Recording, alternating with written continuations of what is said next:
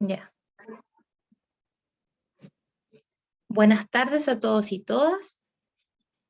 Hoy nos toca exponer, junto a Carlos Catalán, teorías postdecoloniales en la asignatura de Psicología Social Comunitaria. Para efectos de la grabación y para favorecer la conectividad, junto a mi compañero vamos a apagar nuestras cámaras para que resulte mejor la grabación. Buenas tardes, como bien dijo mi compañera, vamos a tratar de teorías postdecoloniales.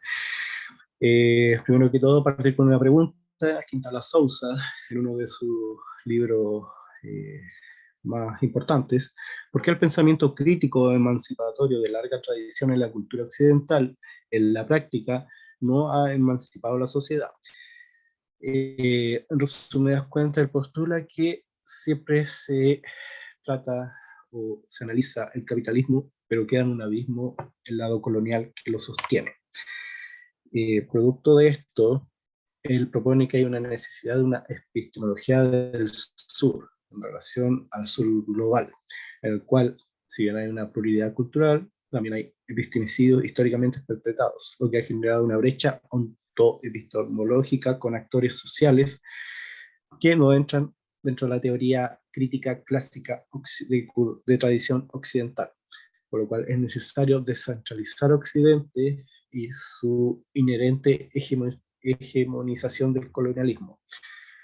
Presentado en estos 5 tipologías que él presenta en relación a el saber, el tiempo, cómo se clasifica social y jerárquicamente, junto con que prima el producir sobre cualquier otra actividad humana.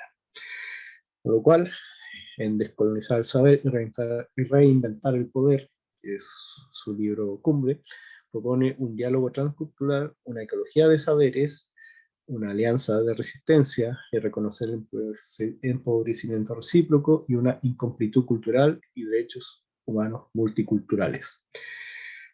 Castro y Grossfogel proponen un giro decolonial, apuntando a que hay jerarquías epistémicas, espirituales, raciales, étnicas y de género sexual desplegadas por la modernidad. La teoría de crítica, por lo general, hace énfasis en la acumulación del capital como categoría analítica, y por otra parte, de la teoría crítica hay un énfasis del discurso colonial. Si bien hay matices que no son contrapuestos, hay una dificultad para integrar estas dos visiones, por lo cual hay una necesidad de otras categorías.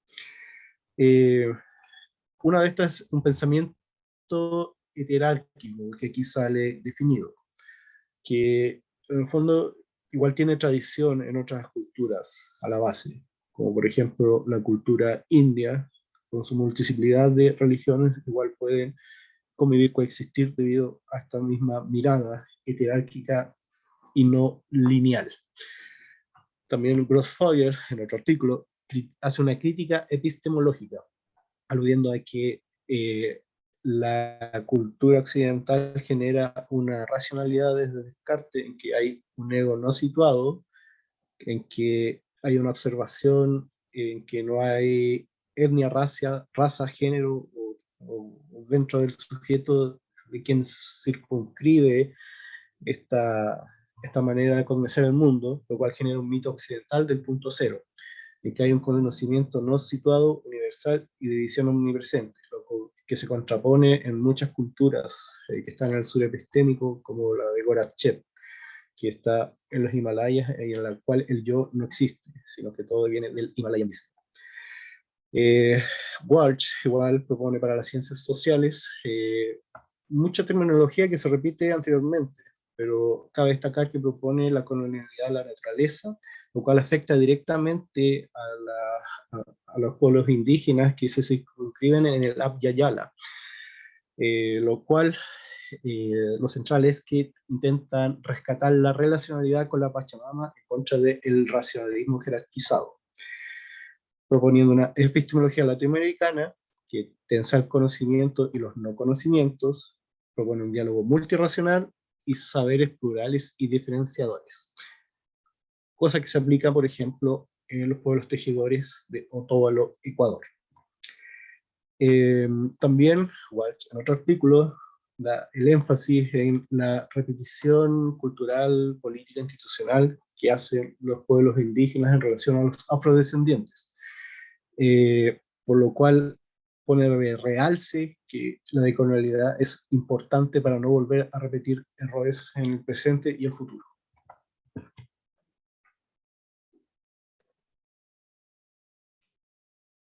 Bueno, respecto a un texto de Miñolo, de colonialidad, pensamientos subalternos y pensamiento fronterizo, se establecen 3 términos importantes que son destacables. Uno de ellos es el paradigma otro. Tiene que ver con las diversas formas críticas y de pensamientos y proyectos futuros asentados por la colonialidad. Los pensamientos subalternos también, que tienen que ver con pensar desde el otro lado de la frontera, pensar a partir desde la diferencia colonial. Y también el pensamiento fronterizo, que tiene que ver con que está muy relacionado con los pensamientos subalternos y tiene que ver con los rumores de los desheredados de la modernidad, con las historias, con las experiencias, con las fracturas de sus memorias, con las subjetividades, con sus propias biografías que son diferentes de lo colonial. También tenemos otro texto de Falsborda que aborda sobre la sociología de la liberación. Bueno, una de las principales cosas habla de la misión del científico rebelde, de los objetivos de la sociología de la liberación y de la justicia histórica. La misión del científico rebelde básicamente tiene que ver con hacer ejercicio de una ciencia politizada, rebelde, que batalla el colonialismo en todas sus formas. Los objetivos de la sociología de la liberación tienen que ver con poner las ciencias sociales al servicio de los derechos fundamentales, y estos tienen que ver con la democracia, con el ejercicio de la democracia y con incluir las voces de los relegados que han sido estado en segundo plano por el positivismo y el capitalismo. También tiene que ver con generar una ciencia social que sea comprometida, y esto va a llevar a la justicia histórica, que tiene que ver con la construcción de nuevos modelos que beneficien al pueblo humilde y trabajador, al pueblo explotado, como formas y tácticas de resistencia. También tiene que ver con construir modelos alternativos de democracia y sociedad, y nuevas producciones del conocimiento.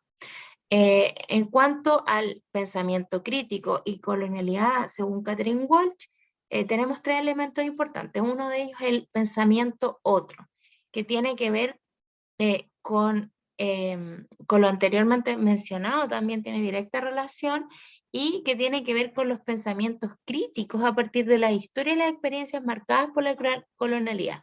Y esto tiene que ver con que también debemos observar los patrones de poder existentes en los diversos pensamientos. También tenemos el tema de la descolonización, que no es tan solo un asunto intelectual o político, sino que tiene que ver con un asunto ontológico de la existencia misma. Y esta existencia tiene que ver con lo que está fuera de lo colonial, con la no existencia, con la existencia dominada y deshumanizada. Y finalmente la decolonialidad tiene que ver con confrontar lo propio desde otras lógicas o lógicas otras, de pensamientos otros, esta deshumanización, el racismo y la racialización. Esto tiene que ver con una reconstrucción radical de seres del poder y del saber.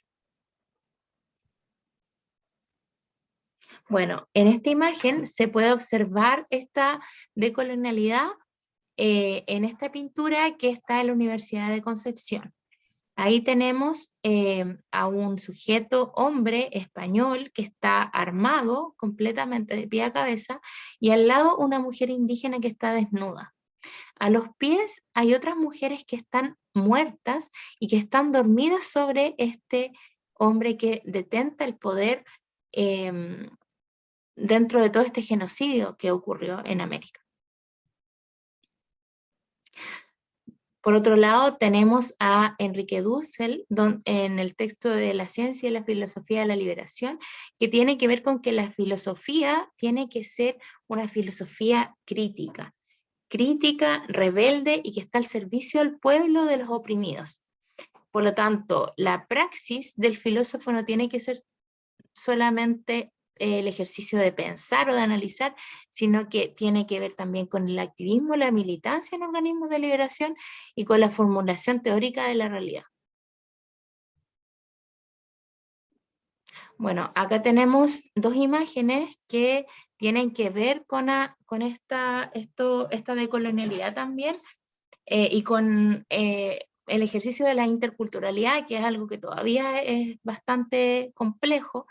Y tenemos estas dos imágenes que están sacadas de la Universidad de la Frontera. En la primera se habla de un concurso de arte visual mapuche, que es un discurso fotográfico que quiere traer elementos y expresiones artísticas de las personas que han sido históricamente silenciadas y oprimidas.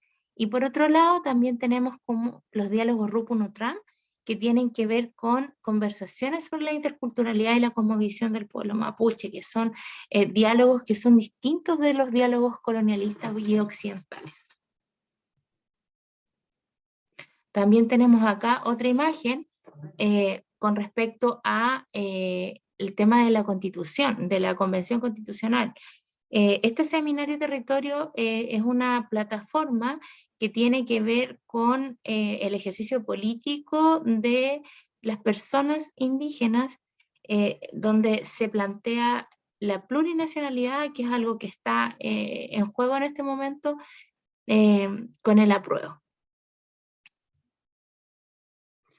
Hasta este punto, considerando todo lo expuesto y considerando también el plano mundial, claramente hay un cruce entre lo micro y lo global, en que aquí representados los 5 continentes, en que se pueden haber tanto maravillas arquitectónicas o naturales, también hay problemas que están de fondo o en un lado abismal, como conflictos étnicos, contaminación ambiental, tercerización del trabajo, mendicidad, situación de calle y polución y sobrepoblación.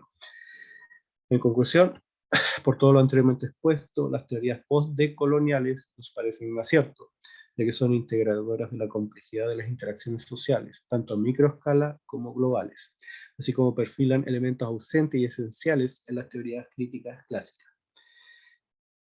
De todo esto surgen preguntas como ¿de qué manera se pueden dar relaciones de complementariedad cultural? El problema finalmente es la institucionalidad política de recambio eurocéntrica, puesto que si no se llega a ella oprime, pero si se llega a ella oprimimos.